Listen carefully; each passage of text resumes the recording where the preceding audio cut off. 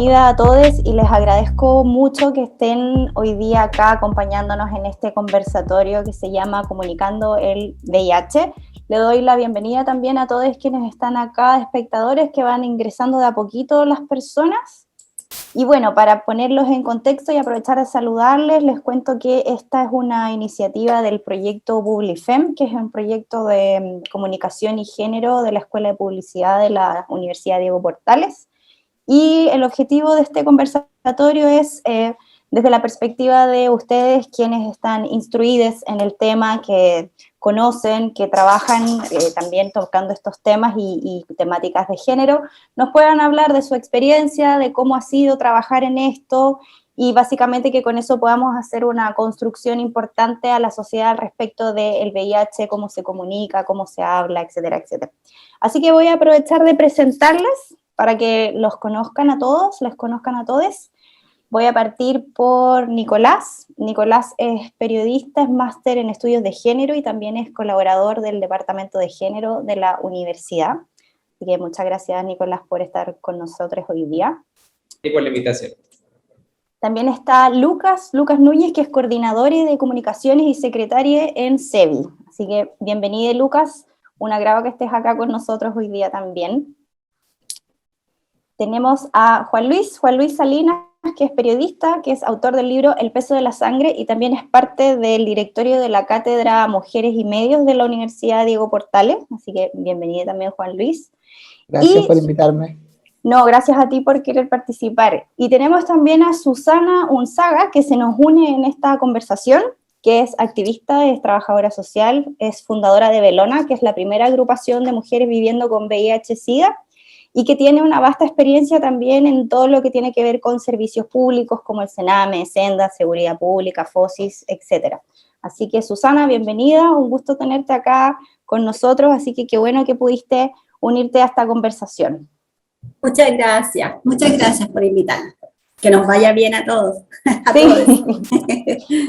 Bueno, vamos a partir conversando, la verdad es que vamos a tocar 3 dimensiones más o menos del VIH con 3 preguntas y la idea es que las vayamos profundizando, cada uno de ustedes vaya dando ahí su punto de vista al respecto. Yo voy a introducir la pregunta, le voy a dar el pase a una de ustedes y de ahí quienes quieran ir retomando o retroalimentando la conversación lo podemos ir haciendo de manera que se vaya dando orgánicamente y todos podamos ir contribuyendo con el punto de vista. ¿Ya? ¿Les parece?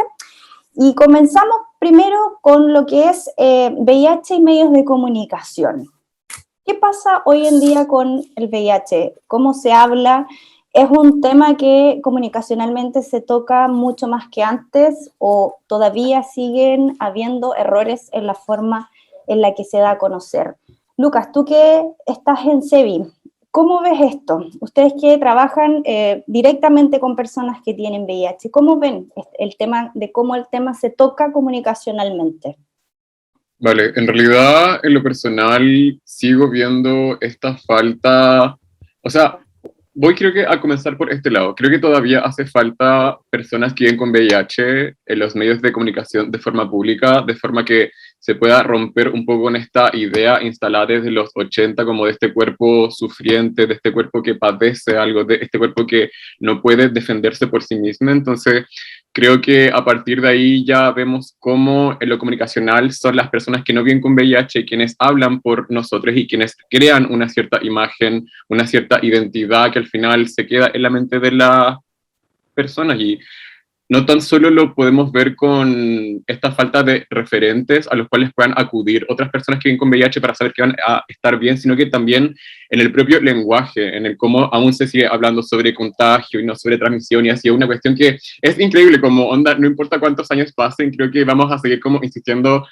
hasta el último tiempo, hasta que llegue la cura, que no es contagio y es transmisión, y así un montón de otras cosas que son súper importantes para poder erradicar el estigma y terminar con la discriminación hacia personas que vivimos con VIH. Entonces, creo que todavía hace falta y todavía hemos estado corrigiendo constantemente a periodistas, a incluso personas que participan dentro del mundo de la salud, que ahí ya me parece aún más complicado, porque son personas que de alguna forma tienen como un poder o una cierta jerarquía dentro de las relaciones que están dentro de los establecimientos de salud, por lo que me parece todavía preocupante y una tarea que todavía estamos como hoy en día lidiando. ¿Puedo hablar? Sí, obvio, por supuesto. Ya, yo soy periodista del Mercurio, trabajo en la revista Ya, soy el subeditor de la revista Ya. Llevo por lo menos, escribí un libro sobre VIH, soy VIH positivo, estuve muriéndome de VIH en 2003. Todo el mundo lo sabe en el diario, por algo lo escribí. He escrito muchas pautas sobre eso y se publica mi condición de seropositividad. Y creo que culpar a los periodistas es como culpar a los medios por la falta de educación respecto, es una parte, es una pequeña, una muy pequeña parte. Yo creo que aquí hay un problema más de base que tiene que ver con las políticas gubernamentales, las políticas educacionales. Hablar de que los médicos también no saben, yo estuve investigando el libro 5 años, hablé con montones de infectólogos que saben perfectamente lo que están hablando, no podemos culpar al empedrado por lo que la gente dice o por lo que la gente cree y por lo que escriben los medios. Cuando, no sé, en las escuelas de periodismo o en las escuelas de comunicaciones no se hace una correcta explicación del lenguaje inclusivo. Creo que del lenguaje inclusivo se está hablando mucho más que del lenguaje que tiene que ver con la epidemiología o con la etiología de las enfermedades. Las enfermedades, bueno, se habla de contagio o se habla de transmisión, pero hay cosas más terribles, como que se hablan de portador. Cuando portador de VIH es una falta de respeto tremenda, porque portar algo es como llevarlo y cargarlo y dejarlo en algún lugar si es que yo no lo quiero seguir portando. Es una persona, o se habla de personas viviendo con VIH cuando todavía hay personas muriendo con VIH. Hay un montón de otras palabras, pero nunca se ha explicado todo eso. Yo no voy a dar disculpas por el resto de mis compañeros periodistas, pero yo durante todos estos años de ejercicio de profesión me he dedicado a combatir estigmas sobre el VIH. Gran parte de mi libro se basa en crónicas que yo investigué y que puse en pauta en una época en que nadie hablaba del VIH, porque estoy hablando del año 99, 2000, porque ya veníamos del 96, que estaba la terapia efectiva, y que nadie quería hablar. Hablé de las mujeres que esterilizadas por VIH sin su consentimiento, hablé de las abuelas del SIDA, hablé de un montón de otras cosas, incluso los últimos reportajes que hice antes que llegara el COVID tenían que ver con la inmigración y VIH y tenían que ver con las fiestas clandestinas o las fiestas bareback, donde toda la gente pensaba que usando PrEP podía hacer lo que quisiera y no le tenía miedo al contagio. Entonces, creo que, no sé, yo hablo por mí y hablo por un montón de otros compañeros periodistas que son seropositivos, pero no tienen por qué hablar de su seropositividad abiertamente y lo hacen con responsabilidad cuando hablan de temas. Básicamente la responsabilidad es lo importante al tocar estos temas. Sí. Bueno, ¿puedo compartir algo? Bueno, decirles en primer lugar, yo tengo 48 años, adquirí el virus en el año 99. Tenía 26 años cuando estaba en la universidad y supe que vivía con VIH después de una relación estable de aproximadamente 3 años. Y la verdad es que si ustedes me preguntan si se habla en los medios, yo te digo que hace 20 años atrás no se hablaba en los medios del VIH. De hecho, y aquí tengo que ligarlo con los derechos sexuales y reproductivos, porque yo a mis 20 años, cuando entré a la universidad, mi meta era sacar la carrera y no embarazarme. Pero en ningún momento fue no transmitirme alguna infección o una enfermedad de transmisión sexual. Entonces, si tú me preguntas si hoy día en Chile se habla del VIH, tengo que decir que lamentablemente en nuestro país no se habla del VIH. Yo llevo este camino 22 años, he compartido con mis compañeras, hemos crecido harto, no todas nos atrevemos a decir que vivimos con VIH, hemos vivido mucha violencia institucional, hemos vivido violencia en nuestros niños, y estamos hablando que en el siglo XXI nuestros niños, cuando los educadores de párvulo, saben que me da pena decirlo, pero cuando una educadora de párvulo sabe que tiene un pequeño con VIH, lo estigmatiza. Y nuestras compañeras nos dicen, con todo el dolor, que a lo mejor ha sido como qué triste, pero finalmente hay una educadora que está como exclusivamente para el niño. Pero eso también es muy duro, que entre los mismos niños no se acerquen, y estamos hablando de niños que no nacieron con VIH. ¿Te fijas? Entonces, decir que uno vive con VIH es muy difícil. A mí me costó como salir públicamente más de 15 años. Ya 15 años que me viví el diagnóstico con culpa, que se lo oculté a mi familia, por la vergüenza, porque cuando tú eres mujer, y esta enfermedad, como es de transmisión sexual, es porque tú no cumpliste un mandato. Entonces, y ese mandato que está instalado en las mujeres, que la sexualidad es en contexto de matrimonio, que es en contexto de pareja estable. Entonces, mi invitación es que ojalá los medios nos ayuden a visibilizar y hablar de derechos sexuales y reproductivos. Ya, hoy día nosotros estamos en un espacio de privilegio, y yo soy trabajadora social, estuve en la universidad, pero mis compañeras viven situaciones de pobreza y de exclusión y no están acá. Entonces, ¿cuál es nuestra tarea?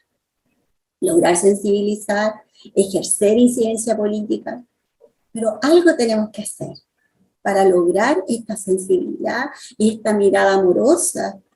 Y en esto es como simplemente, a nosotras nos encantaría decir que el VIH es como una enfermedad más, pero no lo es. No lo es, lamentablemente. Y el ser mujer y vivírselo es difícil porque hay mucha culpa, y nos vivimos el diagnóstico solas. Así, solas, sin decir a los hijos, sin decir a la pareja, sin decir... Bueno, muchas de nuestras compañeras obtuvieron el virus en sus relaciones de pareja estable. Entonces ahí también se abre la posibilidad de que miremos las políticas públicas que existen en Chile.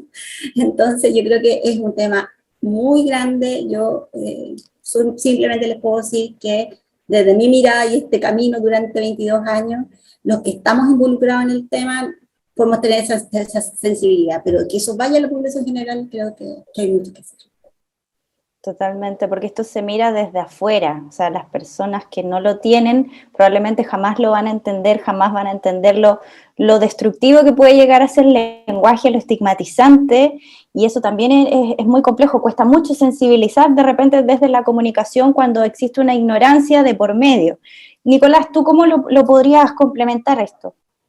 Yo, escuchando a todos, les agradezco su punto de vista, estoy de acuerdo con todos, y pensaba también en la responsabilidad del Estado, de los estados y de la articulación de las campañas, ¿no? Y nos vamos a detener en Chile porque ese es el contexto en el que nos estamos inscribiendo, pero si hacemos una revisión histórica de las campañas, que no tampoco es irse muy para atrás, porque la primera campaña es como a finales de los 80, a principios de los 90, lo que siempre queda, hasta el día de hoy, no es el mensaje de la campaña, sino el debate que se genera, ¿no? La polémica, el rechazo de los sectores conservadores por el uso del preservativo, por el tema de hablar de sexualidad, siquiera, o sea, hablar de una sexualidad que se desapega de este molde ideal, que es una estrategia, una herramienta de control respecto de la sexualidad humana, ¿no? Esta cuestión falocéntrica, heterocéntrica, ligada a la procreación, y que finalmente va generando más estigmatización respecto de un debate que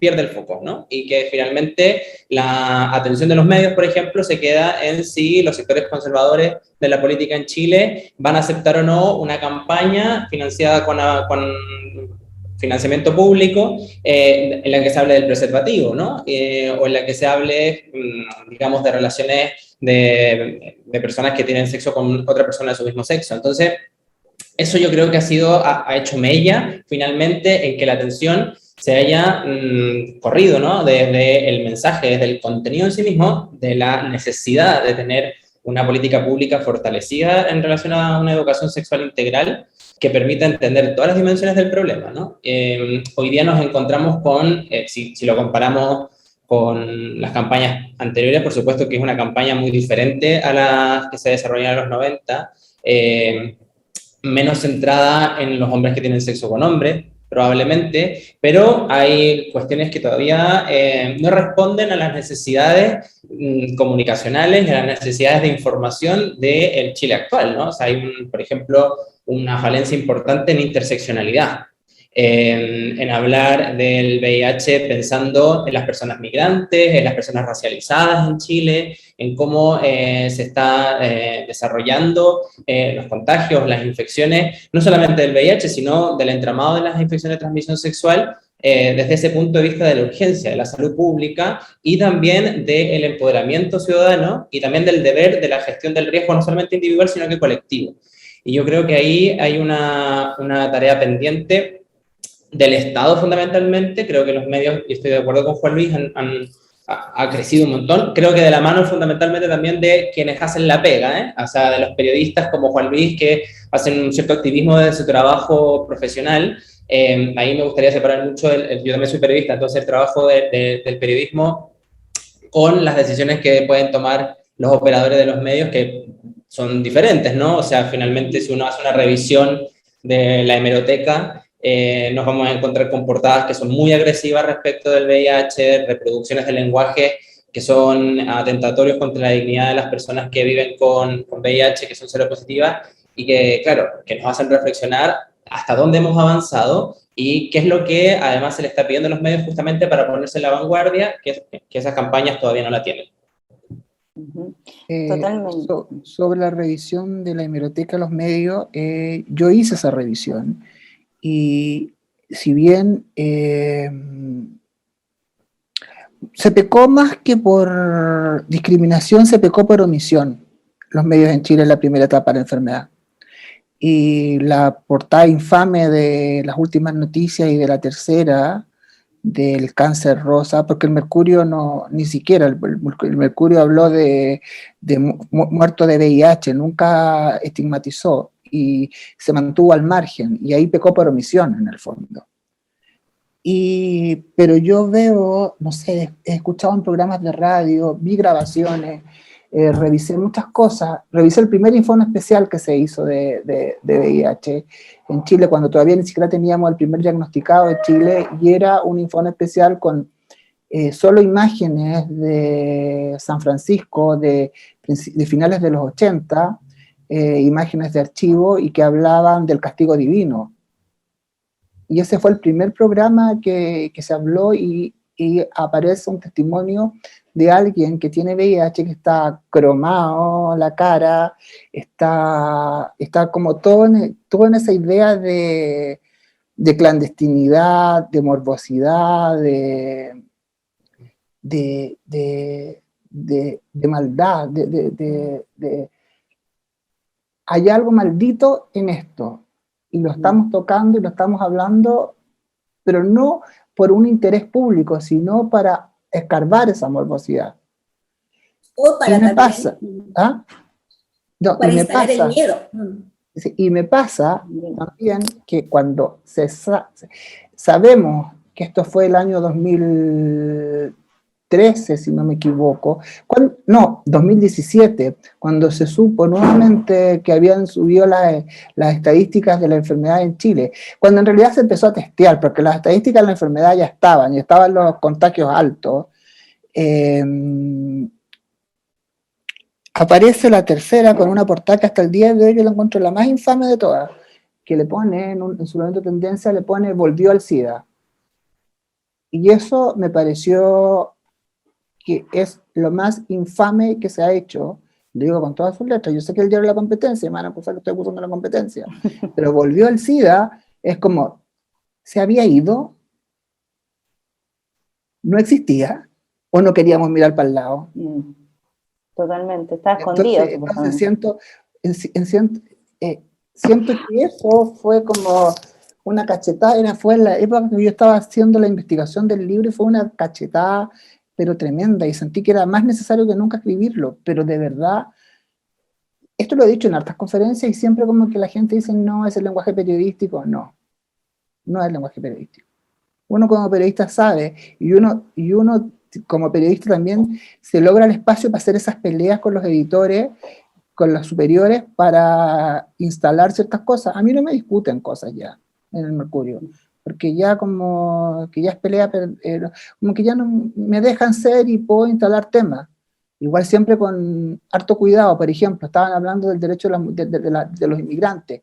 Para mí fue súper difícil instalar el tema de que nosotros nunca logramos controlar la infección vertical en Chile por la población migrante que llegó, que en su mayoría eran mujeres haitianas que llegaban no hacían sus controles de embarazo y llegaban muy tarde. Entonces, ¿cómo hacíamos eso sin estigmatizar a los haitianos? Entonces es complicado caer, porque si no, ¿qué te dice? ¿Qué te dice Twitter? ¿Qué te dice la prensa? ¿Qué te dice la gente al otro lado? Es como que tú no estás hablando del problema en general del VIH-Sida y de los niños y que no logramos el primer 90 que deberíamos haber logrado. No, te dicen que tú estás en contra de la inmigración. Entonces siempre hay una forma de atacar el mensaje. Siempre se puede tergiversar también el mensaje. Y No, eso también... Dale. No, iba a hablar ella. Ah, ahí que estaba muteada la Susana. Sí, sí.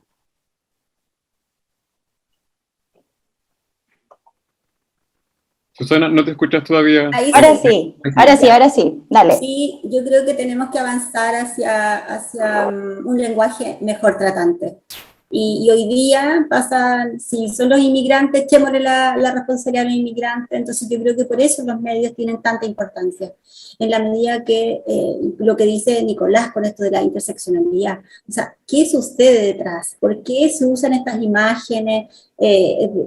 No sé, estaba pensando, ¿cierto? Yo era chica en el año 85, tenía 12 años y veo esta portada y la cara de Ross Hudson. Entonces también te da esta imagen de que la sexualidad te puede llevar a tener VIH y te vas a morir y vas a quedar así. Entonces también se instala esta política del miedo, el mensaje del susto. Y nos hemos dado cuenta que este mensaje del susto, donde en este país, que es un país tan marianista, donde las mujeres desde niñas se nos ha socializado de que tenemos que ser buenas hijas, buenas compañeras, buenas alumnas.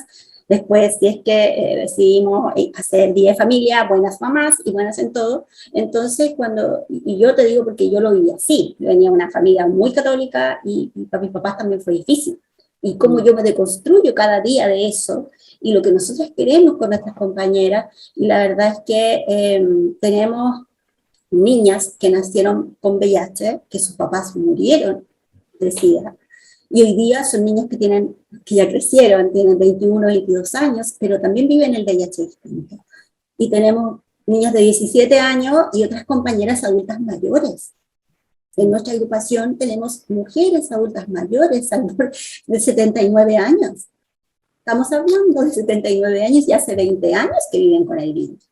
Y que también viven su diagnóstico en silencio. Porque, ¿qué significa? Porque ellas disfrazan el tema de ir al hospital. No, es que tengo hipertensión, es que tengo otras enfermedades, pero no se habla de que se dieron esta ventanita, este permiso para vivir su sexualidad después de un matrimonio de muchos años, y en darse el permiso, contrajeron el virus del VIH. Y como viven, por eso te digo que para nosotras ha sido difícil. A mí me cuesta entender que las políticas públicas solo se estigmatice, digamos, a la población joven. Yo creo que todos los sexualmente activos tenemos el riesgo de haber adquirido el virus del VIH u otra infección de transmisión sexual. No olvidemos que en Chile también el virus del papiloma, y otra de las razones que las mujeres en Chile nos morimos es por la transmisión del virus del papiloma. Exactamente. Y respecto de eso, Susana, respecto a las temáticas que tienen que ver con género, antes siempre se hablaba de que esto era solamente algo que le pasaba a los hombres. Después nos dimos cuenta de que también afecta a las mujeres y a las personas trans. En este caso, el diagnóstico, por supuesto que es diferente para cada uno. Pero ¿qué pasa hoy en día, de un poco lo que tú nos has dicho, ser mujer y tener VIH, además de toda esta estigmatización? ¿Cómo es el proceso? ¿Cómo se vive? ¿Y qué falta, en el fondo, como para hacer esto algo mucho más contenedor, respetuoso, donde se entienda realmente qué es lo que se tiene que hacer, donde se trate a las pacientes de forma digna? Sí, bueno, yo creo que primero que nos tienen que reconocer como seres sexuales, desde la familia. ¿ya? Y en ese sentido yo tengo la esperanza de que mis sobrinas y de que las generaciones más pequeñas veamos a las niñas en igualdad de derechos, sin estigmas de género, y en ese sentido vamos a ser más libres. ¿Ya? Ahora, para nosotros ha sido muy difícil, yo creo que lamentablemente en Chile hay una salud para ricos y una salud para pobres. Yo me atiendo en el servicio público hace 22 años, al igual que mis compañeras hemos vivido mucha violencia institucional. A nosotras en los hospitales ni siquiera saben nuestros nombres, no saben si tenemos hijos o no, si queremos tener vida sexual o no. Jamás se nos pregunta, y siempre desde una mirada muy biologicista, así como, tú te tomaste el remedio, tienes el CD4 al día, tienes la carga viral indetectable, perfecto.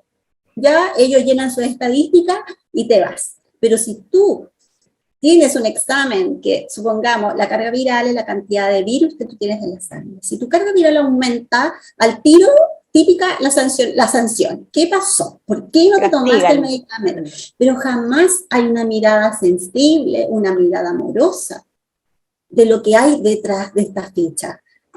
Me da mucha pena decirlo, yo vivo en Viña del Mar. Ahora en el mes de febrero, una amiga de 26 años de edad perdió la visión en su ojo derecho porque durante la pandemia, no tuvo atenciones médicas, abandonó la triterapia y la afectó un citomegalovirus. ¿Y eso qué significa? Que tenemos una joven con 2 hijas ciega de un ojito. ¿Cómo es posible que en nuestro país suceda esto? Y eso no puede suceder.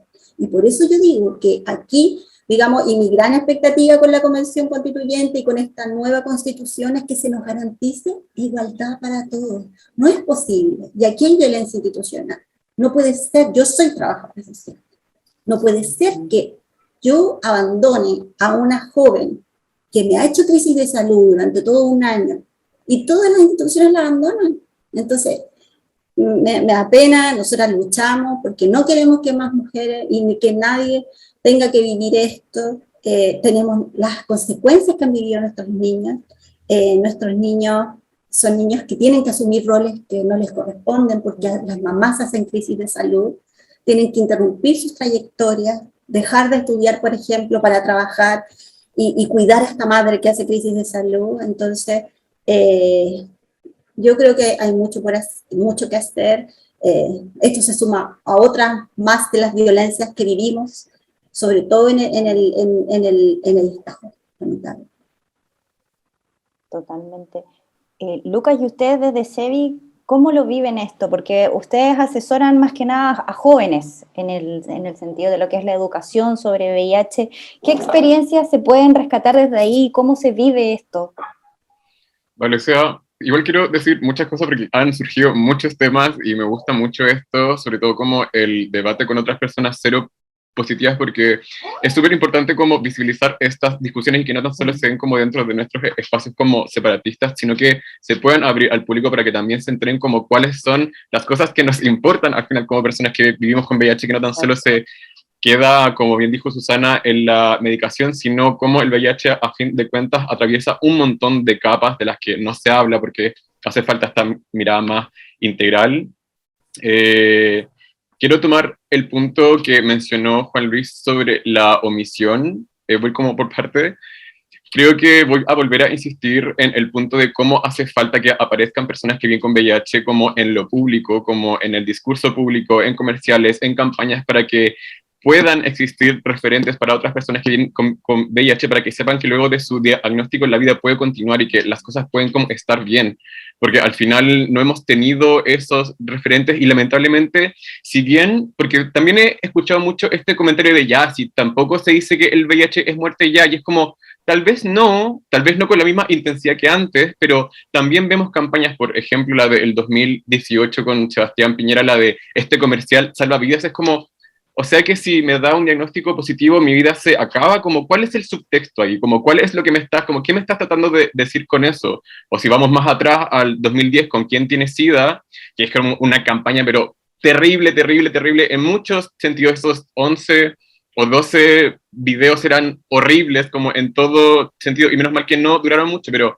aún sigue el canal de YouTube, pero vemos cómo existe una simbolización a la inversa de cómo se le advierte a las personas que no deben adquirir el virus porque dejan de ser personas productivas para la sociedad. Pareciera que cuando se adquiere el virus como que desaparecemos, como que ya no se habla más sobre nuestra vida o sobre las posibilidades que tenemos como personas que viven con VIH. Entonces, por lo menos en CEVI hemos intentado tomar como todas estas problemáticas y hemos intentado instalarlas constantemente. Por ejemplo, con lo que menciona Susana, una de las consignas que causó como igual bastante debate fue cuando dijimos todas las personas seropositivas podemos y merecemos tener una vida sexual plena. Porque hablamos sobre amor y VIH como por febrero, por ahí como por esa fecha, fue como ya hablemos sobre sexo y VIH, amor y VIH. ¿Qué pasa? Y era muy heavy porque pareciera que existe esta como jerarquía social donde, claro, quienes tienen derecho al placer son quienes adhieren perfectamente, después siguen las personas que están, bueno, en verdad primero están las personas que están en PrEP, que parece que son como superiores como al resto, luego están las personas que adhieren bien a su terapia, luego están las personas que no adhieren bien a su terapia y que no son indetectables, y parece que a esas personas se les niega el placer o se les niega la posibilidad de como experimentar su sexualidad cuando sabemos que existen herramientas para poder brindarle a esas personas, se mediquen o no, la oportunidad de poder vivir su sexualidad plenamente. Entonces, hay un montón de espacios grises que nos interesa rescatar y nos interesa comunicar, que no tan solo tiene que ver con el usa condón, usa lubricante, tómate las pastillas, sino como ¿qué pasa si dejas de tomar las pastillas? ¿Qué pasa si vives con VIH y quieres culiar sin condón? Como qué pasa si, no sé, como un montón de cosas de las que no se hablan, lamentablemente, pero que por redes sociales, sobre todo como hemos intentado como plantear, y siempre como con esta insistencia en poner rostros de personas que viven con VIH, porque igual, menos mal que CEVI, claro, se compone en sí por jóvenes, porque también teníamos ciertas tensiones con el activismo más antiguo y queríamos generar un espacio separatista donde se rescatara la experiencia joven y a partir de ahí pudiésemos como generar contenido.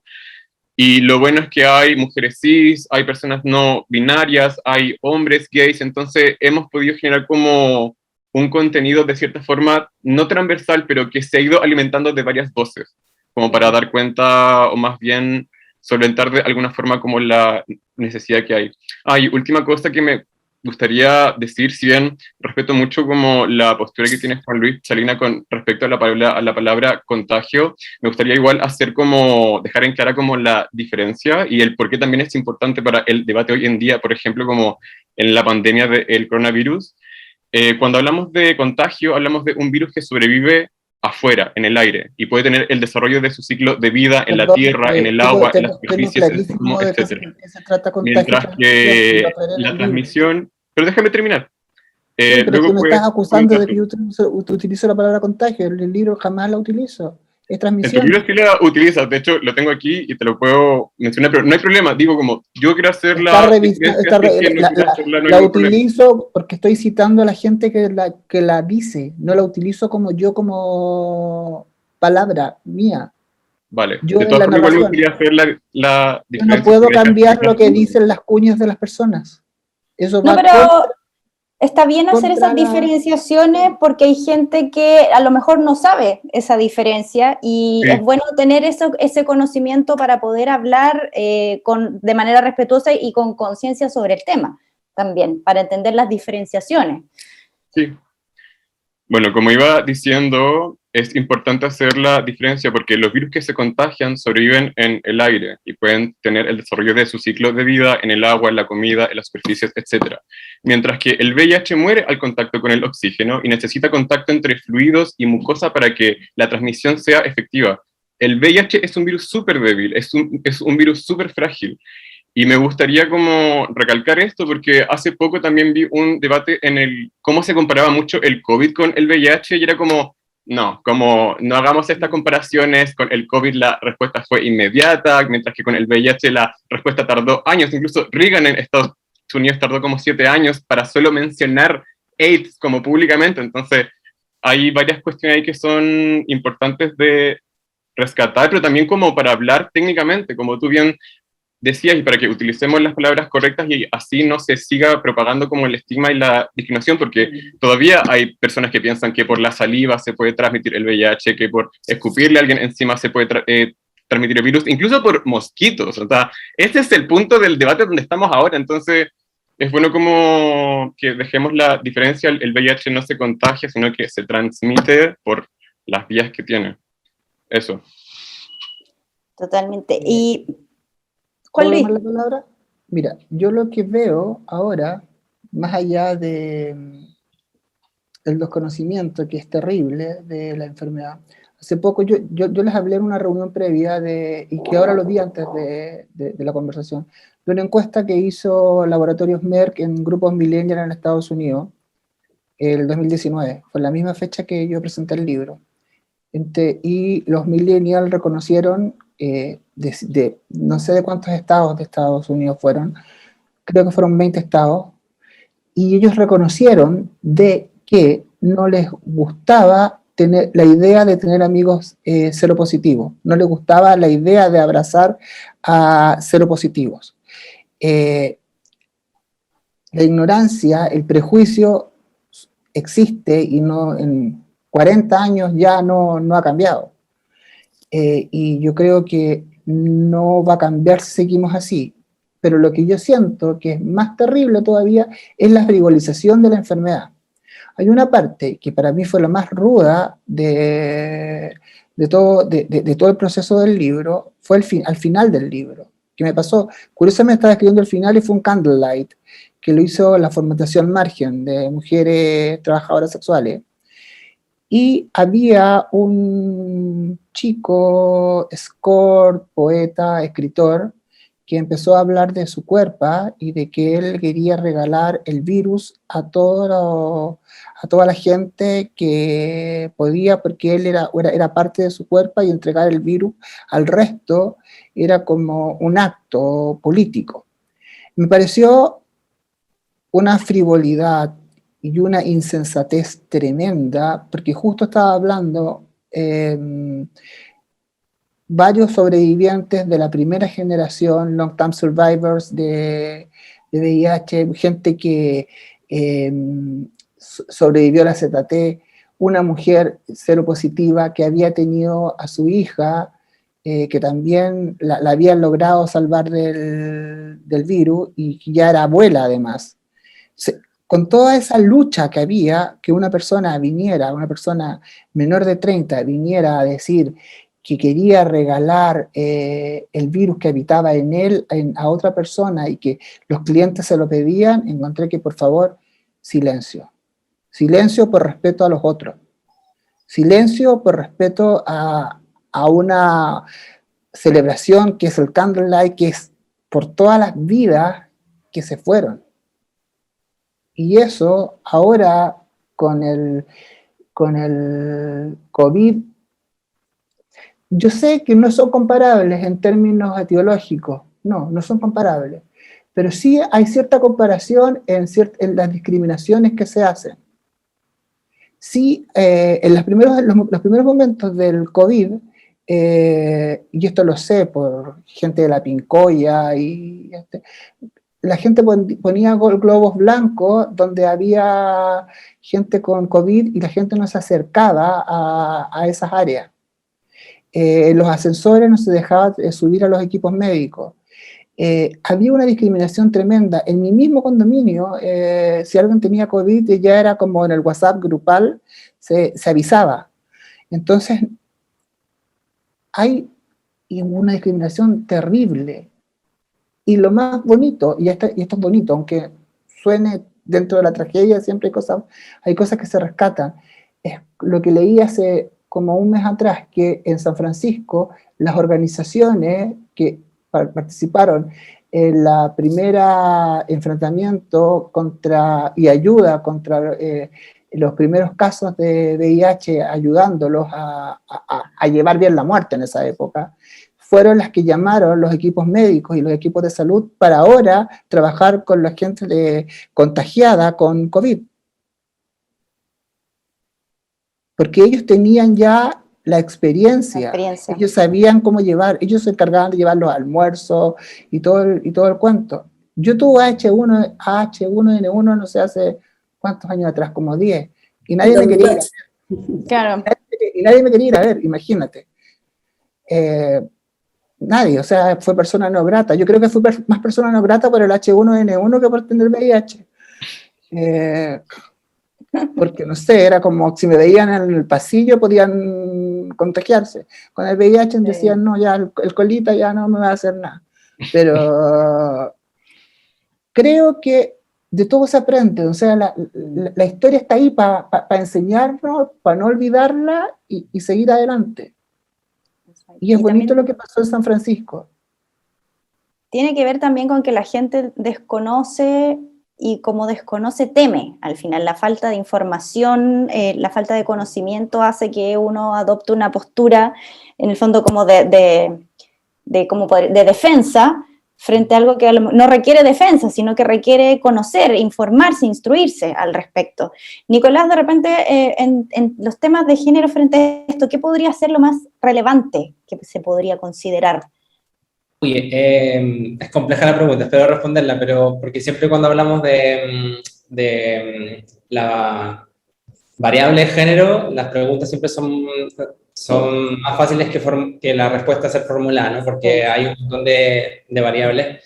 Yo quiero partir diciendo que creo que desde el principio hasta hoy, todo tratamiento comunicacional respecto no solamente del VIH, sino de cuestiones de salud pública y de la morbilidad de las mujeres, toda política ha sido ciega al género, ¿no? O sea, absolutamente ciega al género, lo ha dicho Susana, y lo va a decir mucho mejor de lo que lo puedo decir yo, pero claramente hay problemas respecto a cómo concebir la situación sanitaria de las mujeres. Simplemente recordar, por ejemplo, que justamente con el tema de la COVID, que dicho sea de paso, los medios y la opinión pública en general hablan de la primera gran pandemia, olvidándose que hace menos de 40 años, ¿no? Vivimos una que nos convoca ahora y que todavía no estamos viviendo.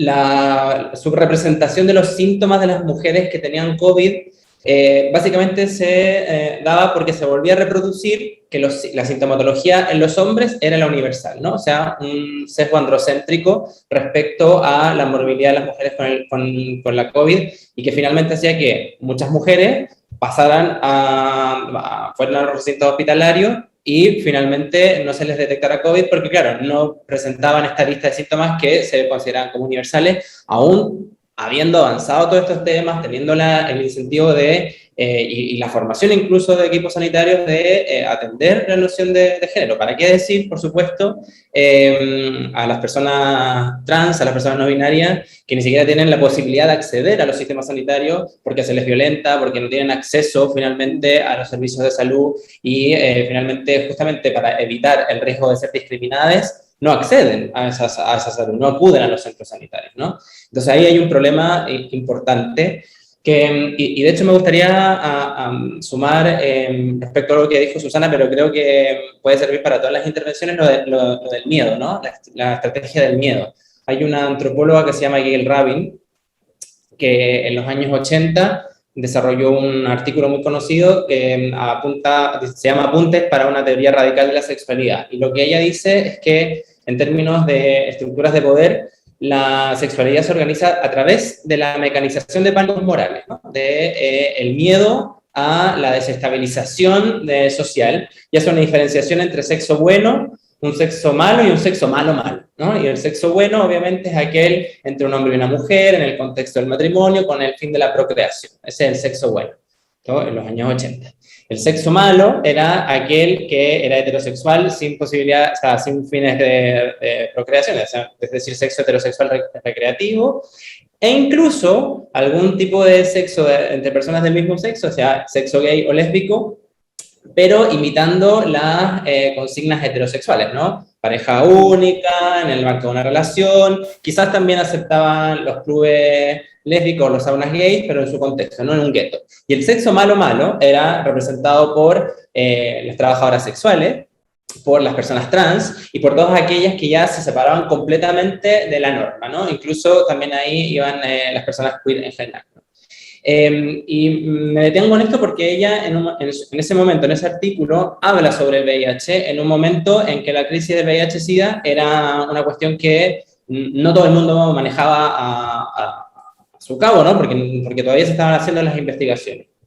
Y justamente dice ella que había sido de alguna forma la tormenta perfecta para la reactivación de un discurso conservador que estamos viendo de vuelta hoy, justamente para deslegitimar el proceso que había vivido el movimiento LGBT en los años 70 respecto a la liberación de la sexualidad y de cómo, cómo el VIH-Sida se convirtió en la herramienta perfecta para la justificación de políticas anti-gays, no solamente en los medios de comunicación, sino en todas las estructuras, en finalmente darle soporte, como bien decía Lucas, al gobierno de Reagan para reimplementar políticas de prohibición de personas, que personas gays, porque obviamente aquí se invisibilizaban a las mujeres o al resto del colectivo LGBT, los hombres gays, se les prohibía, por ejemplo, acceder a trabajos públicos en la manipulación de alimentos, porque se creía que los iban a contaminar con VIH, ¿no? O incluso cosas que llegan hasta el día de hoy respecto a la donación de sangre, ¿no?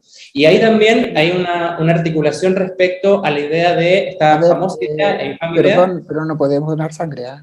Los seropositivos no podemos donar sangre. Sí, pero los seropositivos no, pero hombres gays eran discriminados sin incluso conocer su estado serológico, eso es lo que iba. O sea, hasta el día de hoy, si tú eres un hombre que tiene sexo con hombre, en algunas partes, incluso en Chile hasta hace muy poco, no podías donar sangre. Sí, pero tienes que hacerte el test de Lisa antes de donar sangre. Yo creo en la responsabilidad. Sí, por supuesto, pero hay una discriminación respecto a la orientación sexual en el momento de la donación de sangre. Eso es a lo que estoy apuntando.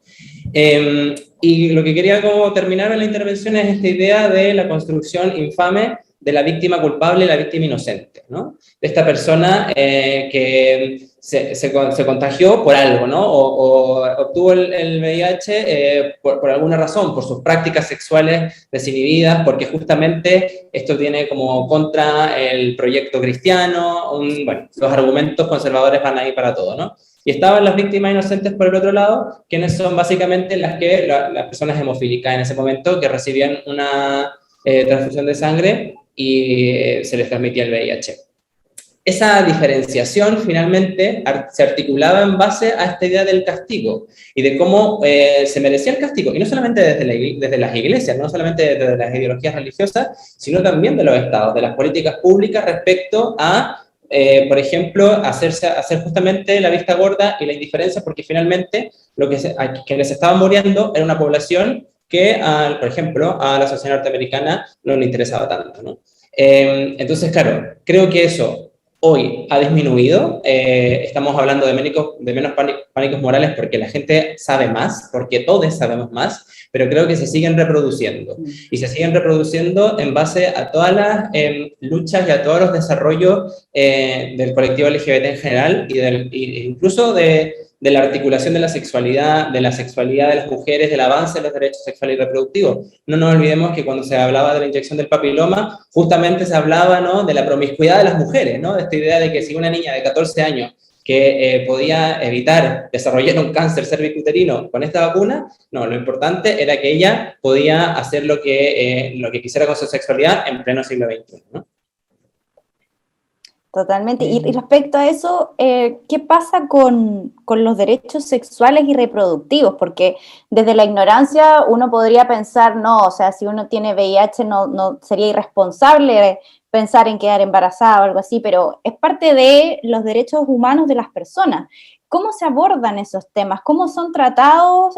Por lo que decías tú, Susana, o sea, no ser un número dentro de la consulta del doctor, sino que ser tratados con humanidad, entendiendo también que cada persona vive un proceso diferente, que a lo mejor a una mujer que le diagnostican esto de joven, claramente genera un impacto importante en su vida sexual, en sus derechos reproductivos. ¿Cómo se tratan estas temáticas? ¿Cómo lo ves tú, Susana? Bueno, yo creo que, tal como decía Juan Luis, nos contaba, ¿cierto? En un momento él escribió sobre las mujeres que vivíamos con VIH y que fuimos esterilizadas obligatoriamente. O sea, ya partes ahí con una tremenda violencia en donde tú no puedes decidir sobre tu cuerpo. Entonces, primero, como te digo, en los hospitales solamente se nos ve desde los exámenes. Y que lo que les interesa es que nosotros lleguemos a las metas que tiene la ONU-SIDA, que el 90-90-90, que fue un verdadero fracaso, ¿ya? ¿Y qué significa? Que el 90% de los que vivimos con VIH sepamos que tenemos VIH. que el 90% nos tomemos el medicamento y que ese 90% lleguemos a la indetectabilidad porque no vamos a transmitir el virus. Muchas de nosotras renunciamos a la posibilidad de ser madres. Por ejemplo, yo, como les contaba, yo adquirí el virus en el año 99, recién en Chile el año 2004 pasó a ser una garantía de salud y tuvimos acceso a los medicamentos, pero yo siempre viví con miedo. O sea, yo no quería tener un hijo porque tenía miedo a un parto, tenía miedo a que mi guaguita naciera con VIH, tenía miedo a morirme yo. Entonces, fue muy difícil. Otras compañeras de sectores más populares se embarazaban y a mí me costaba mucho entender eso. Decía, pero ¿cómo lo van a hacer? De hecho, tenemos niños que afortunadamente hoy día tienen 19 años y que no, las mamás, a pesar de darle pecho, no les transmitieron el virus. Entonces también aquí hay falta de información porque las mujeres es difícil que transmitamos el virus. Porque hoy día, por ejemplo, ser intransmisible para todos los que vivimos con VIH, es que yo no contagio al otro. Pero también tengo riesgo, digamos, de que, por ejemplo, si yo tengo sexo sin condón y no sé si tengo sexo penetrativo y recibo el semen, tengo posibilidades de reinfectarme. Entonces, primero, siempre desde el susto. O sea, en los servicios médicos, yo puedo hablar solamente de la atención pública, pero jamás se me preguntó si quería tener hijos. Yo tenía 26 años cuando me notifican. Estuve 10 años sin tomar triterapia, porque mi foco era, no, yo quiero estar sana, etc. Y cuando empecé la triterapia fue muy difícil, porque veía los efectos secundarios en mis compañeras. Veía la lipodistrofia, que es el exceso de grasa, o porque el medicamento te provoca, sobre todo lo hemos visto en nuestros compañeros, que existe, es como que se les baja la grasita, nuestras compañeras se hacen como una jorobita, o exceso de grasa en distintas partes de su cuerpo. Por la pancita. Por ejemplo, tantos efectos secundarios. Entonces, que primero no se nos eduque desde la primera infancia. O sea, en derechos sexuales y reproductivos nuestro país ha avanzado, gracias a la lucha de las compañeras feministas, ¿cierto? Tenemos la pastilla el día después, que la tenemos recién en el año 2010, la ley de aborto en 3 causales el año 2017. Por eso hoy día yo tengo como tanta expectativa con la nueva constitución y ojalá que se garantice en la constitución nuestros derechos sexuales y reproductivos. Y en eso, por eso necesitamos a los medios. Nosotros necesitamos que nuestros jóvenes sepan que hay una pastilla anticonceptiva de emergencia, porque nuevamente hay información para ricos y información para pobres. Si yo soy adolescente y tengo acceso a ISAPRE, o me puedo hacer un aborto libre y seguro, o sea, me puedo hacer un aborto seguro, es distinto a lo que está pasando con las mujeres en nuestras poblaciones. ¿Cuántas mujeres se mueren por abortos inseguros? ¿Cuántas mujeres son criminalizadas también? Entonces, algo está pasando con todo esto. Entonces, en la medida que necesitamos avanzar, nosotros frente al Ministerio de Salud hay una política súper bonita que habla del protocolo para mujeres viviendo con VIH y que no pasa a ser nada de un protocolo, hay un librito súper bonito que habla de las buenas intenciones, pero que en la práctica no lo hacemos. ¿Ya? Entonces, en ese sentido, insisto en esta mirada sensible, cómo lo naturalizamos, cómo lo vemos amorosamente, cómo no nos autodiscriminamos. Yo creo que yo estuve mucho tiempo autodiscriminándome, así como que no quería, no sé, besar a las bobitas de mi amiga, y mi amiga, o cocinábamos, y me decía, oh, prueba la comida, y yo, no, es que o sea, había mucha discriminación, y mis amigos así como, oye, relájate, si comiste de mi cuchara no te vaya a transmitir el virus. Entonces, a pesar de la información que yo tenía, yo, insisto, yo estaba en un espacio de privilegio, mis compañeras, ni siquiera tengo compañeras que son analfabetas, no han terminado estudios, y a pesar de esa información, yo me autodiscriminaba. Y tenía miedo a esta discriminación.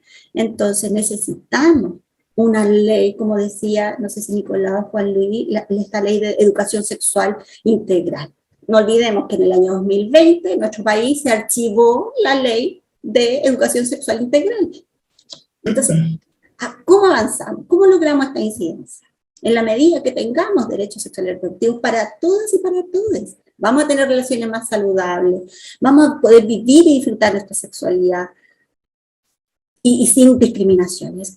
Hay estudios que dicen que hay muchos niños que en los colegios son altamente discriminados por su orientación sexual. Entonces tenemos que detener esas pautas violentas que están instaladas.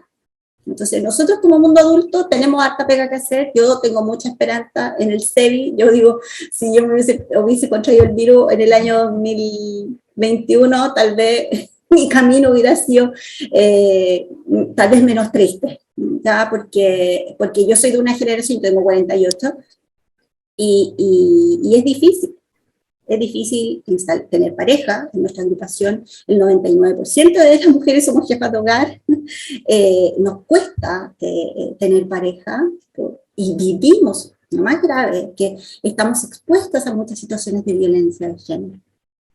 Y porque creemos que nadie más nos va a querer y que nadie nos va a tocar y que nadie nos va a dar un beso, porque de verdad ha sido difícil. Entonces, y por eso creo que hoy día nuestras jóvenes, y lo que nosotros queremos, que sean mamás, que si es que quieren serlo, nosotros tenemos en la región niñas, yo les digo niñas, hoy día ya tienen lolas de 22 años y que han querido ser mamás, han tenido sus partos normales, y eso es maravilloso, porque hay una generación de mujeres que no pudimos queriendo hacerlo, y que cuando las que podían, también eran estigmatizadas al interior de los hospitales, ¿no? Ahí están las mamitas VIH.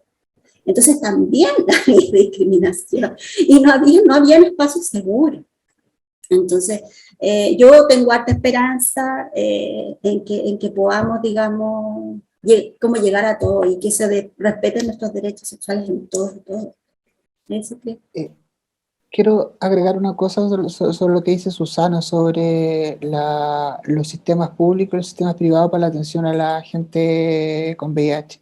Yo partí atendiéndome en un sistema público, y para que vean cómo son las cosas, cuando caí enfermo y estuve mal, estuve en una clínica privada. Pero no podía costear el tratamiento en la clínica privada todos los meses porque no había un programa. No encajaban ellos en un programa. Así que terminé en el Hospital El Salvador. En el Hospital El Salvador era muy curioso porque nosotros entrábamos a la entrada principal del Hospital El Salvador y teníamos que ir hacia, yo soy malo para la derecha y la izquierda, creo que era la izquierda, y te ibas a un lugar que era muy oscuro y que estaba cerca de los estacionamientos, y que todo el mundo que iba para allá, todo el mundo sabían que esas personas eran VIH. Porque el eufemismo decían que te mandaban a dermatología, pero todo el mundo sabía que dermatología no veía ningún grano, veía a toda la gente con VIH. Y era un lugar frío, oscuro, lúgubre, me imagino. Era bien terrible todo, y el trato de las funcionarias de salud en ese momento tampoco era el mejor. Son como que no estaban preparadas, no sé. No son muchas veces que uno tenía que llegar temprano porque tenía que tomar el número. Me pasó un par de veces que yo igual tenía tiempo, porque a mí en el diario, créanlo o no, en el Mercurio, aunque sea el diario más supuestamente de una línea muy de derecha y todo el cuento, a mí me dieron todas las posibilidades del mundo. Entonces yo tenía controles y me daban toda la mañana para ir a hacerme los controles, porque sabían que tenía que llegar a las 7 de la mañana a tomar un número, pero antes habían llegado un montón de gente. Entonces me tocaba como el número, ponte tú, nunca llegaba a las 7, llegaba a las 8. Me tocaba el número como 100. Y tenía que esperar ahí, y si llegaba gente de gendarmería, llegaban todos los de gendarmería, llegaban todos esposados, y los hacen pasar a ellos primero. Entonces se corrían los números para atrás, y de repente había gente que en urgencias, cuando tú vas, te toman la temperatura, y de ahí surge como si te atienden o no antes que los otros. Acá yo vi un montón de gente, chicos que se estaban moviendo, que iban con sus mamás, o mujeres que estaban muy mal, o ancianos que ya estaban en etapas terminales de VIH y que estaban ahí temblando, muertos de frío, no había calefacción, y no los atendían. Y yo les regalaba el número muchas veces, porque yo tenía tiempo, era privilegiado, le regalaba el número, y venía la tipa y me decía, no, si ese número es tuyo, no tienes que regalárselo. Había como una deshumanización total frente a al VIH, frente a lo que está pasando con las personas. Igual en farmacia, cuando tú ibas a retirar los medicamentos, había una fila para los que retiraban medicamentos cáncer, no sé qué otra cosa, y los que retiraban las terapias, se los ubicaba al tiro, entonces como que estaba todo el mundo como apuntándote con el dedo. Pero, curiosamente, me llaman de esta clínica privada en la que yo estuve internado, y me ofrecen ser parte de un plan piloto para que vean cómo van las cosas. Ahora está lleno de infectólogos hablando de COVID, está lleno. Pero en el año 2004, 2007, no había infectólogos en Santiago. Cuando yo me enfermé, cuando yo caí mal, no había una hora para conseguir infectólogo ese 2003, ese verano del 2003, y tuve que esperar hasta que volvieran de vacaciones para que me viera uno. Y solamente había uno de turno en la Católica, donde yo estaba. Y me llaman porque ellos quieren formar un plan para tener infectólogos en Chile. Y éramos conejillos de India. Y la moneda de cambio fue que me daban la terapia de última generación si yo aceptaba irme con ellos. Por supuesto acepté, pero se repite lo mismo, solamente con salas un poquito más blancas y más luminosas y espaciosas, porque igual tú entras, compras tu bono y tienes que irte a una esquina, a un lado, que también dice dermatología.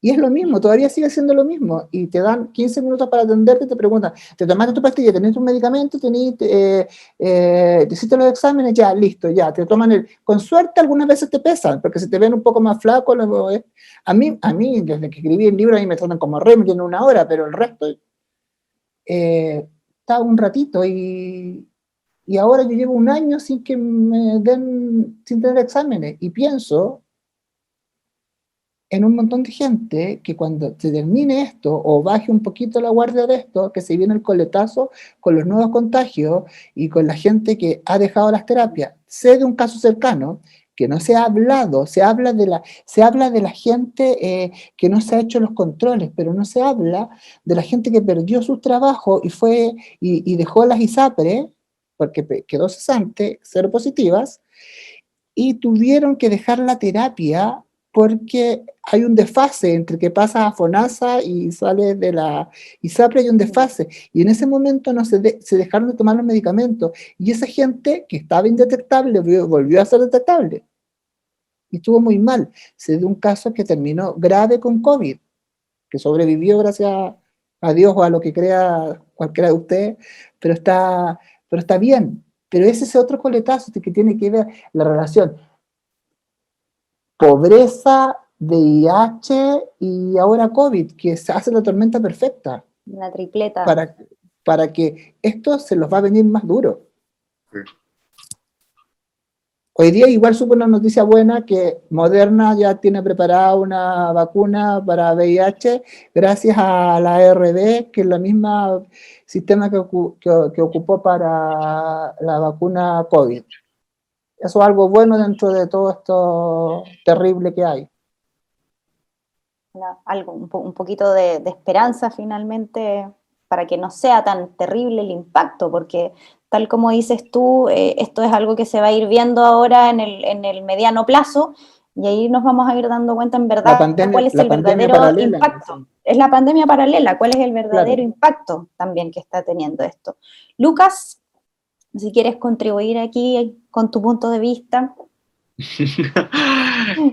O sea, me gusta el último tema que sacó Juan Luis con respecto a la vacuna, porque en realidad, claro, si bien lo veo como algo bueno en temas de prevención y de avances tecnológicos y de alguna forma como erradicar esta pandemia solo de manera fisiológica, no así cultural o emocionalmente, porque ahí hay como hacer la separación correspondiente. Me da miedo igual, no sé si les pasa a ustedes, pero es como, ¿qué pasa cuando, claro, exista esta vacuna y las personas no puedan adquirir el virus? Como las personas que vivimos con VIH vamos a pasar a ser como tesoros nacionales, mausoleos de la memoria, como igual va a haber un abandono ahí porque tampoco nunca hemos sido como prioridad dentro de lo que ha significado las políticas públicas en Chile, como... Y no sé, como que cada vez que me hablan sobre la vacuna del VIH, yo como ya, pero ¿cuándo la cura? Como, ¿cuándo se va a poder instalar este debate para que dejemos de tener esta vida medicalizada? Porque claro, de hecho también escuchando a Susana y a Juan Luis con respecto a lo de los síntomas, es súper importante, y aquí volver como a recalcar la importancia de la voz de las personas que vivimos con VIH hoy. Aún hay síntomas asociados a medicamentos. Yo, por ejemplo, estoy con Triumec y la ansiedad, entre otros temas como dolores de cabeza y mareos siguen ahí. Y son cosas de las que no se habla y que incluso médicos nos lo discuten y es súper como, oye, pero te estoy contando lo que pasa con mi cuerpo, ¿por qué no me estás escuchando? Y eso sucede hoy con muchos infectores que no escuchan a los usuarios, que no escuchan la experiencia de nosotros hoy. Entonces, claro, con todo lo que implica como el avance tecnológico, creo que también, de hecho lo decía Susana, está esta deuda enorme con respecto a la importancia de la educación sexual integral y los derechos sexuales y reproductivos. Y de hecho, respondiendo un poco a tu pregunta, es heavy haber visto el debate de la implementación de la ley de educación sexual integral, porque así sabemos cómo está Chile. Como los comentarios que decían, que mencionaban, era como, wow, aquí estamos, como, onda, este es el escenario en el que estamos debatiendo, donde hay personas que todavía instalan una mirada que, según ellas, como la de nosotros era como totalizadora y utilizaban palabras súper fuertes como fascista, no sé, incluso como dictadores de la sexualidad, y era como, no, estamos como proponiendo una apertura, como una implementación mucho más como integral que contemple efectivamente la experiencia de las personas y así un desarrollo óptimo en la niñez, la adolescencia y la adultez, para que no sé, sigamos siendo personas traumadas y trancadas con nuestra sexualidad. Entonces, creo que me da miedo cómo los avances tecnológicos y fisiológicos van mucho más rápido que los avances culturales, políticos y emocionales, y eso se debe, como insisto una vez más, a que hace falta todavía como que personas que vivimos con VIH como que nos subamos a la palestra a hablar sobre estos temas y se deje de insistir tanto. Bueno, no tanto, porque igual ahora tenemos como, o sea, hay igual un problema con la distribución y dispensación de condones en algunos centros de salud, y eso es un tema súper importante que hay que ponerle como un pin, pero más allá de esas herramientas de prevención, ¿qué pasa como con las personas que viven con VIH? Como qué pasa con las personas que han abandonado terapia, qué pasa con las personas que no quieren tomar terapia, qué pasa incluso con los temas de salud mental y VIH, que también es un tema que en Chile no se toca en lo absoluto, y es heavy porque me comentaba un amigo que en Nueva York hay un sistema en el que están estas clínicas donde te llaman una vez al mes como, ¿te tomaste las pastillas? ¿Cuántas te saltaste? ¿Estás bien? ¿Cómo te sientes bien? Y es como, wow, como onda, estamos a años luz de tener como personas que nos pregunten cómo estamos con la terapia. Igual eso es pastorear las cabras. ¿Cómo? Esto igual eso es como el pastorcito con las cabras. Igual, sí, no, totalmente. Igual la responsabilidad es de uno. No, sí, obvio, pero igual es... Como el apoyo, que se sienta que la entidad te está apoyando a ti como persona, claro, sintiente frente a la pero que está pasando. Hay un detalle, nosotros igual nos miramos el ombligo. Yo conozco personas con problemas muy cercanas, gente con problemas, trastornos bipolares, que están igual de abandonadas que nosotros, personas con cánceres, que también quedaron en el total abandono con la pandemia. Y a mí me duele, a mí lo que me parece más rudo es la gente con la bipolaridad, que no han tenido la atención necesaria, y yo no estoy hablando de gente VIH, sino gente bipolar. Trastornos, claro, psicológicos. Bipolares, no portadores, bueno, me equivoco, me muerdo la lengua. No personas seropositivas, y que tienen que, ellos necesitan, a diferencia nuestra, ellos, por lo menos nosotros tenemos que ya 3 veces al año al médico si estamos indetectables. A ellos cualquier cosa los puede gatillar, entonces ellos necesitan ir una vez al mes para que le den la receta, y no es así, no ha sido así. Les pasan los medicamentos y no importa lo que están, y de repente... Creo que a uno que conozco muy cercano, lo llamaron recién hace un mes después de la pandemia para preguntar si había tenido algún problema. Entonces, sí, siento que hay un desgano y hay una falta de humanidad en el servicio, los servicios de salud. Sí, se han sacado a la mierda con el COVID, y sí, los aplaudimos y todo el cuento, pero habían enfermedades y habían trastornos, habían problemas, habían virus antes y se han dejado de lado. Ujú. No, totalmente. O sea, de hecho, por eso igual lo mencionaba, sobre todo, de hecho, después de la revuelta del 18 de octubre, y cuando, digamos que el sistema de salud también colapsó, porque después COVID y como que quedó la cagada, de la cagada, de la cagada, es heavy como también ahí muchas personas abandonaron terapia durante todo ese proceso y no podían acercarse a los centros de salud porque no están dando hora. Entonces, claro, como que voy haciendo como ese tipo y nos daba susto, yo también da susto, sí, da sí, susto. como tengo VIH y más encima voy a ir al hospital y voy a poner aquí el COVID. No, y la misma gente de la católica me decían, no vengas porque tú eres inmunodepresivo y te puede dar COVID. Claro. Entonces, también te asustaban. Sí, o sea, de hecho, eso era heavy, como cuando veía cómo hablaban sobre las personas que vivían con VIH, mucha gente se nos acercó a hacer como, ¿podemos salir a la calle? Como, ¿es seguro salir a la calle? Y era como, tranqui, como, anda a buscar tu terapia. No es que seas como, estés más expuesto por vivir con VIH, como si estás indetectable como tranqui, y era heavy, y era solo por el cómo se hablaba públicamente, como, o sea, cómo se hablaba públicamente de nosotros. Y después apareció esa fake news como que decían que los que estábamos con tratamientos retrovirales igual estaban un poco protegidos del COVID, que también corrió eso, porque uno de los medicamentos antiguos, la primera etapa de la gente que estaba intubada se les daba un antirretroviral que era el Caletra. Entonces dijeron, los que toman antirretrovirales tienen una protección, un plus para no tener COVID, cosa pero que qué es peligroso. Falsa. Mucho. Sí. Eso es muy peligroso porque al final, porque, imagínate, claro, las personas que crean que es así, se exponen, pero tremendamente. Sí decía así, el rumor llegó a tanto que decían que iban a volver a fabricar Caletra, que ya estaba descontinuado. Sí. No. Sí, Caletra, que tengo que decir que tiene un efecto secundario terrible. Terrible, yo tomé Caletra. Mi primera triterapia fue con Caletra, yo seguía trabajando y estuve un año con unas diarreas terribles. Sí, terrible. Mis compañeros de trabajo, que en ese tiempo yo no contaba mi diagnóstico, mis compañeros de trabajo así como, oye, pero ¿por qué eres tan flaca? Y no sé qué. Así como, ay, comes y no te pasa nada. Y yo así como, loca, ¿sabes qué?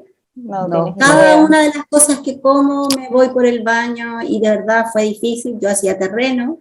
Me acuerdo que vivía en Rancagua y tenía que trasladarme a Santa Cruz, San Fernando, y a veces no alcanzaba a llegar al baño, y era terrible. Y yo le decía a mi médico, mira, ¿sabes qué? Yo no quiero dejar de trabajar, quiero seguir trabajando.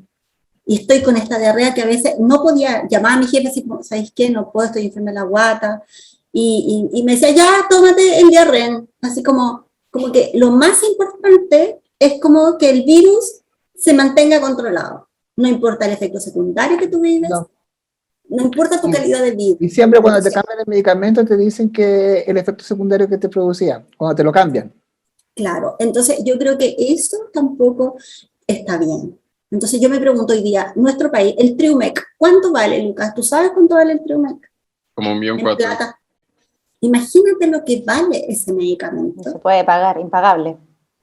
Claro, no se paga, pero ¿por qué el Estado y por qué pasa en el mundo que se gasta tanto en tratamiento, pero no se gasta en investigar la cura? Nosotros no queremos más jóvenes con VIH, no queremos que sigan viviendo los efectos secundarios. Las ideaciones suicidas y los problemas de salud mental que tú vives los primeros años de notificación son terribles.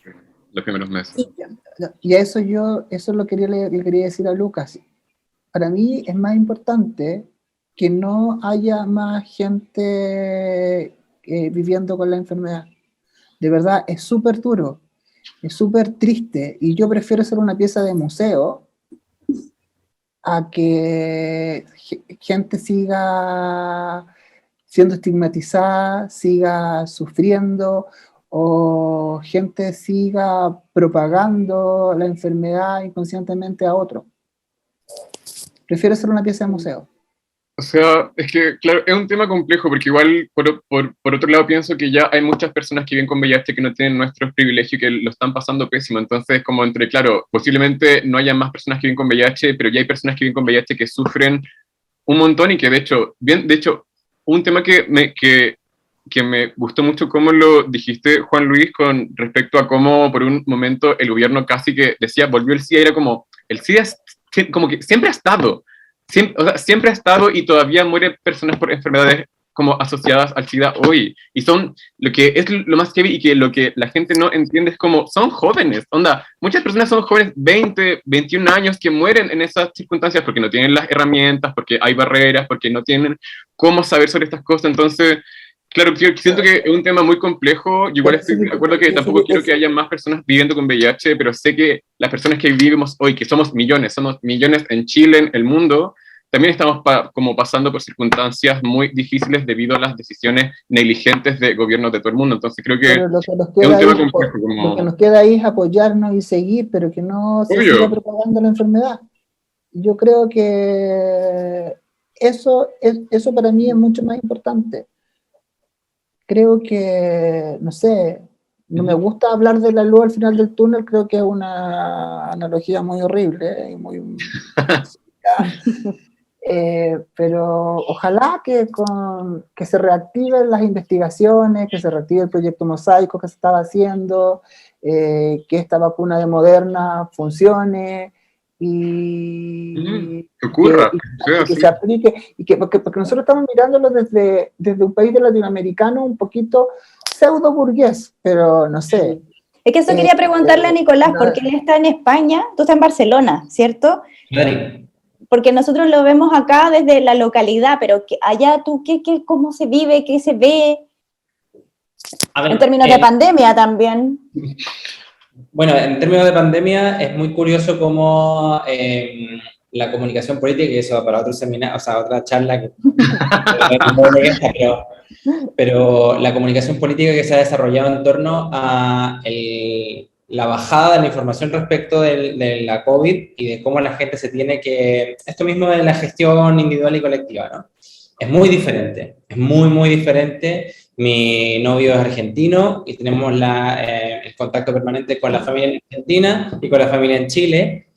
Las dos realidades de los países, entre Chile y Argentina, también es muy diferente. Lo que puede hacer las personas, cómo se pueden juntar, en qué formato. Aquí ya la gente casi que no está usando mascarilla porque se entiende que el virus hay que convivir con él, digamos. O sea, que ya esto es un virus que se ha quedado como de una forma estacional y hay que trabajar con la vacunación y no digo que lo de España esté mejor que lo de Chile o Argentina, pero es muy diferente.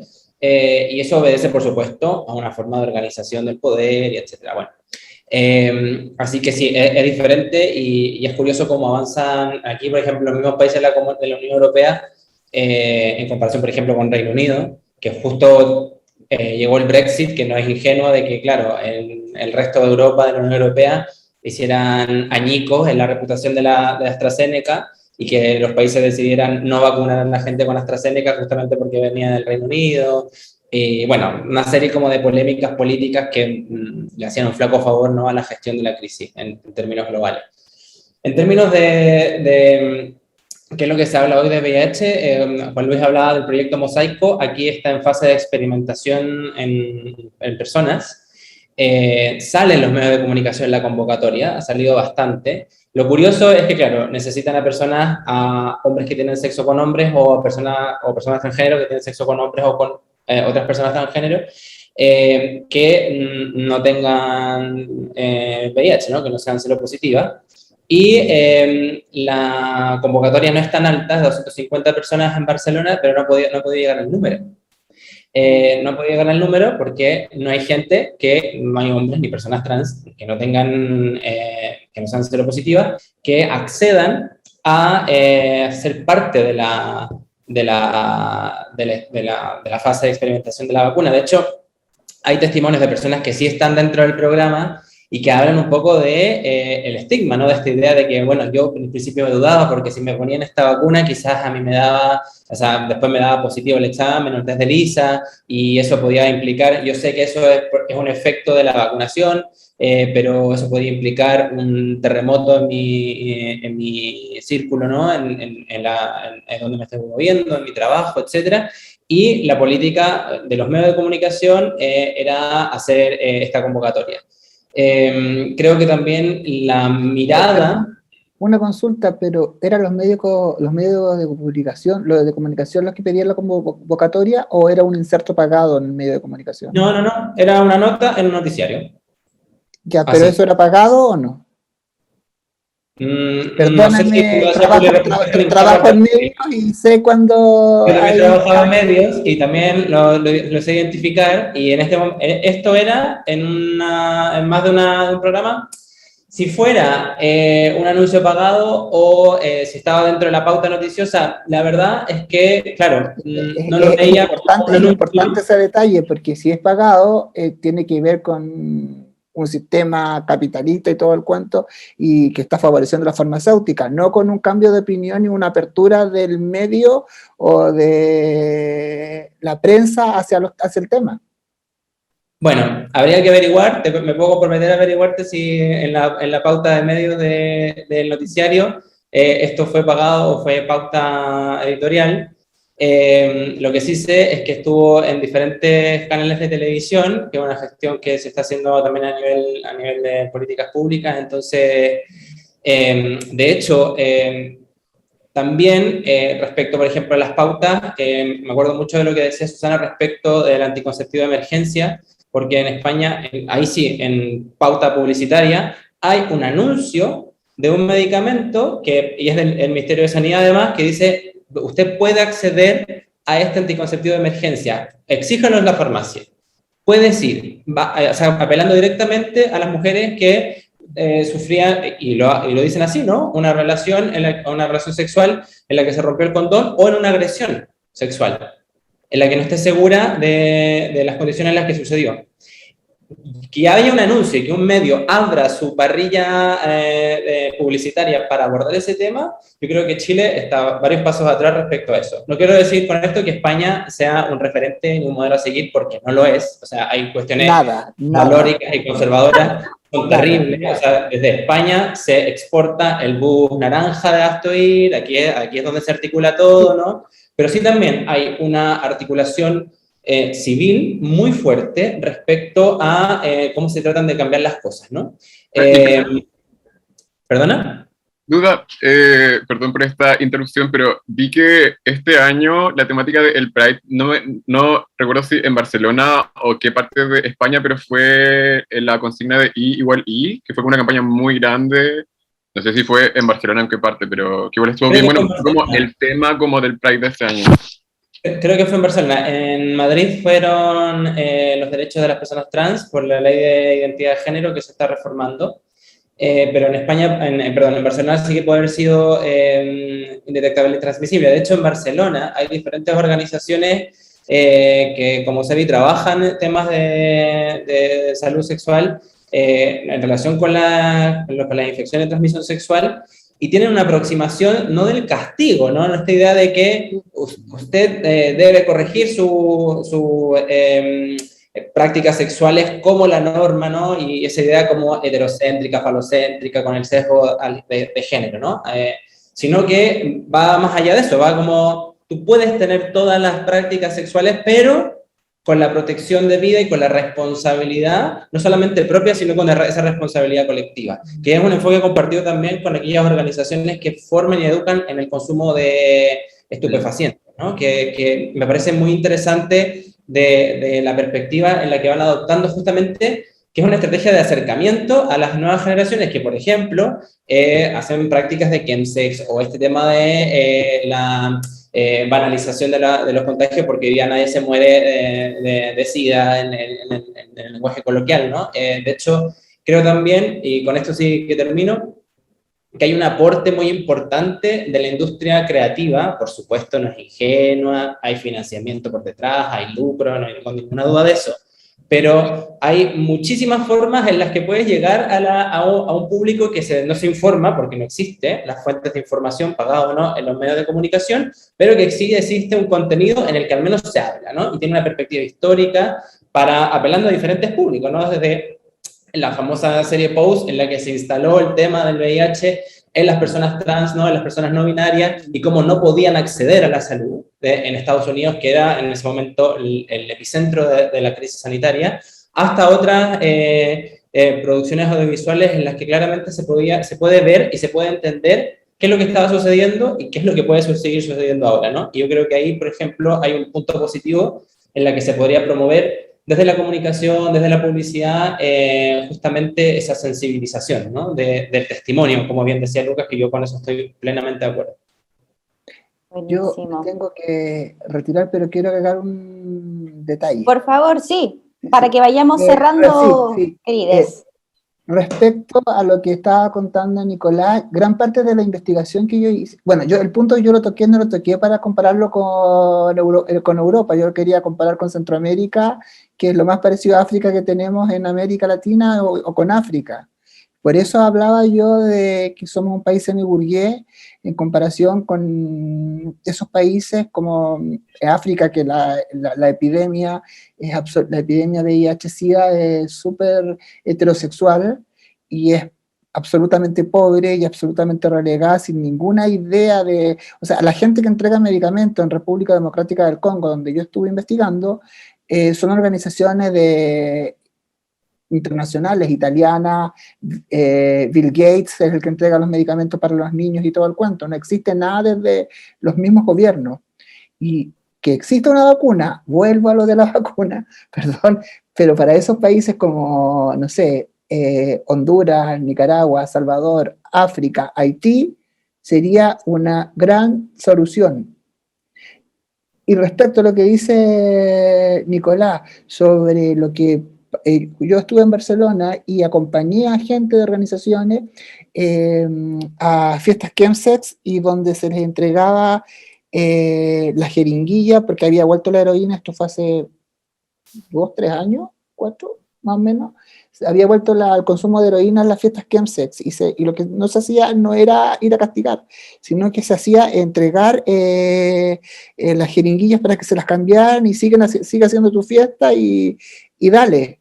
Y eso me parecía como demasiado moderno para aplicarlo en Chile, porque cuando yo hablé con Paula Daza y le hablaba de estas fiestas playback en Chile, no tenía ni idea, no estaba investigando. Y lo otro que quiero decir es que el mejor centro de documentación de habla hispana de VIH-Sida está en Barcelona, SIDA Study. Y aquí tenemos organizaciones como MUMS, que tiene un archivo de VIH al que nunca pude acceder porque lo tenían escondido en una bodega y no me dejaron revisarlo. En Barcelona yo mandé un mail y lo mismo en Brasil, y ven, no hay ningún problema. Y acá no pude ver los archivos, no pude revisar, porque creo que hay como una suerte de mezquindad de apropiarse de ciertos temas y como yo no soy activista, yo me siento más divulgador y periodista y me gusta contar la historia, pero no me siento activista. Dentro de lo que cuento hago un activismo, pero yo no me presento como activista, no me tomaban en cuenta. Y eso, creo que lo único que nos queda ahora es como hacer conciencia y lugar donde nos pidan hablar, hablemos, y que la gente seropositiva, que no tenemos ningún tipo de problema para decirlo, estamos en un espacio de privilegio para poder hablar de nuestra condición serológica, lo hagamos y hagamos educación y fomentemos el trabajo. Buenísimo. Muchas gracias, Juan Luis, por tu aporte. Es súper interesante conocer tu punto de vista también, y además con el tema de tu libro, los conocimientos y todo lo que nos contribuiste a la conversación hoy en día. Me transformé como en el escritor del VIH y yo estoy preparando libros de otras cosas ahora, entonces como... para salir, desmarcarte un poco ahí. No desmarcarte tanto, si lo otro que viene viene con la transición, pero es otra cosa. Buenísimo, muchas gracias. Susana, para ir cerrando, ¿algo que te gustaría decir? ¿Qué me gustaría decir? Ay, me gustaría decir muchas cosas, pero yo creo que tenemos que seguir avanzando, tenemos que democratizar estos espacios. Yo voy a ser feliz cuando ninguna otra mujer en ninguna población viva con el virus, cuando nuestros niños tengan los mismos derechos por todos los niños. Los niños tienen derecho a tener mamás sanas, a tener papás sanos, a vivir una vida sana, una vida libre de violencia.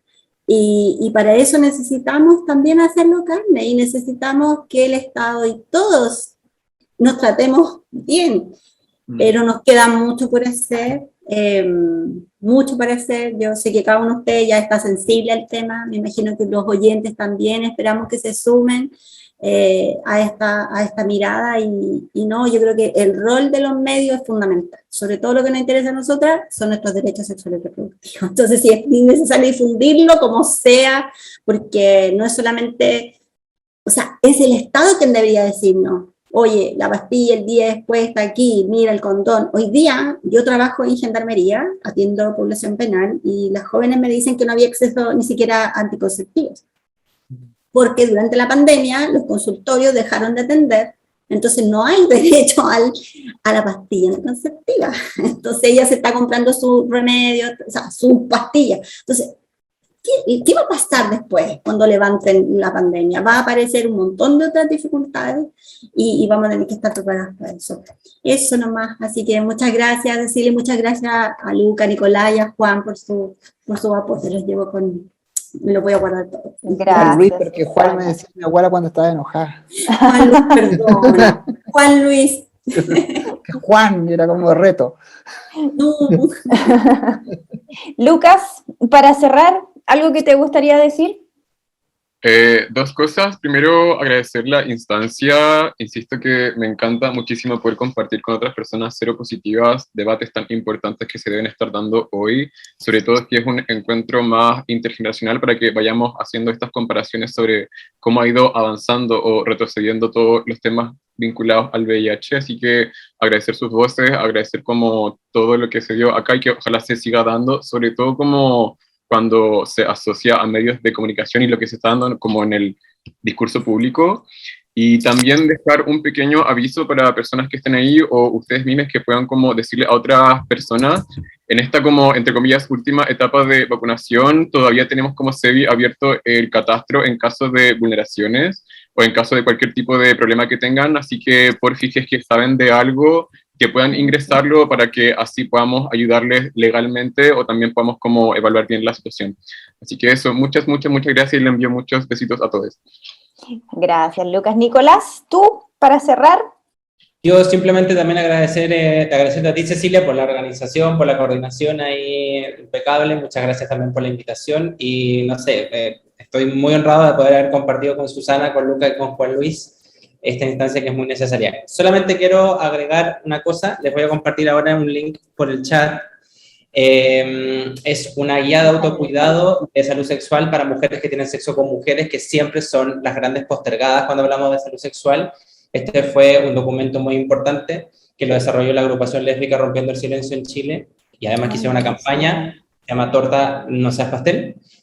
Cuídate, ¿no? Esa es fabulosa, así que ahí hay un verdadero y falso, hay algunos tips de autocuidado, hablan de VIH, de cómo las mujeres que tienen sexo con mujeres pueden transmitirse el virus, así que lo dejo porque es una herramienta valiosísima y ojalá la pudieran difundir porque Buenísimo. han hecho un aporte en eso. Susana, me preguntabas por el nombre del libro, ¿no? Sí. Es un documento, se lo puedo compartir, es un artículo que escribió Gail Rabin que se llama Apuntes para una teoría de la sexualidad, para una teoría radical de la sexualidad. Apuntes para una teoría radical de la sexualidad. Sí, se los recomiendo mucho. También tiene un artículo impresionante sobre la sexualidad y las diferencias de género desde la antropología, que se los puedo compartir después por el correo. Pero Gail Rubin, excelente. Súper.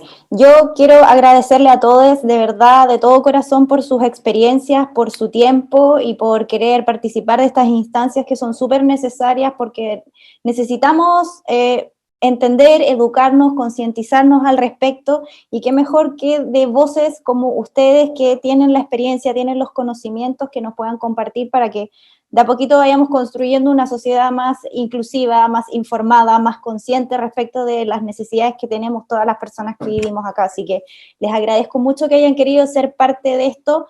Y acá Marcela puso en el chat, muy buena la instancia, que se reconozca la lucha de los años en VIH. Ella dice que vive con VIH hace 32 y que es una sobreviviente del AZT. Así que Marcela, muchas gracias y qué bueno que fuiste parte de esta instancia y qué bueno también que pudiste sacar algo que te sirva de las experiencias de nuestros panelistas. Así que les mando un abrazo a todos y que estén muy bien y muchas gracias nuevamente por ser parte de esto. Chao. Estén muy bien, hasta luego. Que estén muy Suerte. bien. Chao, chao. Gracias. Que venga lluvia. Ya.